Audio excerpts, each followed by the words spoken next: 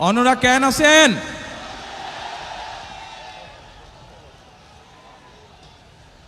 প্রিয় ভাই বোনেরা, আজকে আমরা এখানে সকলে একত্রিত হয়েছি একটি লক্ষ্যকে সামনে রেখে, অর্থাৎ একটি পরিবর্তনকে সামনে রেখে আমরা সকলে একত্রিত হয়েছি। এই সেই চট্টগ্রামের পুণ্যভূমি, যেখান থেকে শহীদ রাষ্ট্রপতি জিয়াউর রহমান 1971 সালের স্বাধীনতার ঘোষণা দিয়েছিলেন। এই সেই চট্টগ্রামের পুণ্যভূমি, যেখানে শহীদ রাষ্ট্রপতি জিয়াউর রহমান শহীদ হয়েছিলেন। প্রিয় ভাই বোনেরা, এই সেই চট্টগ্রামের পুণ্যভূমি, যেখান থেকে দেশনেত্রী খালেদা জিয়াকে দেশনেত্রী উপাধি দেওয়া হয়েছিল।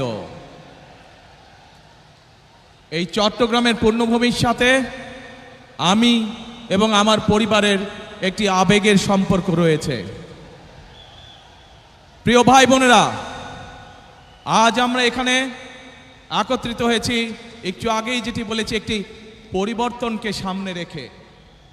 1971 সালে দেশ স্বাধীন হয়েছিল। সেই স্বাধীনতাকে রক্ষা করেছে 2024 সালের ছাত্র জনতার আন্দোলন। ছাত্র জনতা কেন সেই আন্দোলন করেছিল? কারণ আমরা বিগত 16 বছর ধরে এই দেশের মানুষের রাজনৈতিক এবং অর্থনৈতিক অধিকারকে, বাক স্বাধীনতাকে, ব্যক্তি স্বাধীনতাকে কেড়ে নেওয়া হয়েছিল। দেশের মানুষ পরিবর্তন চেয়েছে। সেই পরিবর্তন, যে পরিবর্তন এই দেশের খেটে খাওয়া মানুষকে নিরাপত্তা দিবে, নিরাপদে ব্যবসা বাণিজ্য, নিরাপদে চাকরি, নিরাপদে রাস্তায় হাঁটার অধিকার দিবে। বাংলাদেশের মানুষ পরিবর্তন চেয়েছে। কোন সে পরিবর্তন? যেই পরিবর্তনের ফলে দেশের সাধারণ মানুষ তাদের সন্তানদের শিক্ষা ব্যবস্থা নিশ্চিত করতে পারবে। বাংলাদেশের মানুষ পরিবর্তন চেয়েছে। কোন সে পরিবর্তন?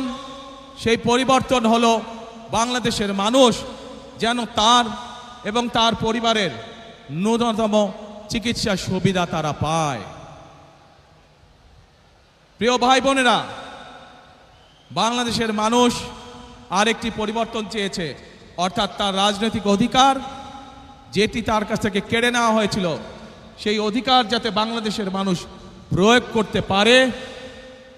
সেই অধিকার, যে অধিকার তার কাছ থেকে কেড়ে নেওয়া হয়েছিল, কথা বলার অধিকার, সেই অধিকার মানুষ আবার পুনঃপ্রতিষ্ঠিত করেছে। 2024 সালের 5ই আগস্ট বাংলাদেশের মানুষ পরিস্থিতির পরিবর্তন করে আগামী দিনে বাংলাদেশে এই পরিবর্তনগুলো চায়। বিদেশ থেকে দেশে রেমিটেন্সের টাকা আসে নিরাপদে। তাই আজই আপনার আপনজনকে বলে রাখুন, রেমিটেন্সের টাকা যেন শুধু নগদেই পাঠায়।